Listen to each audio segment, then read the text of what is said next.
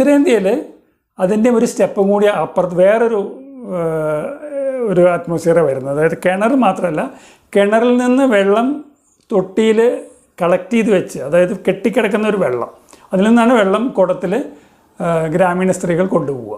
അപ്പോൾ ആ ഒരു കെട്ടിക്കിടക്കുന്ന വെള്ളത്തിൻ്റെ പേരാണ് ഈ പൻഘട്ട് എന്ന് പറയുന്നത്. അപ്പോൾ ഈ പൻഘട്ട് മേ ഗീത് ഗാന.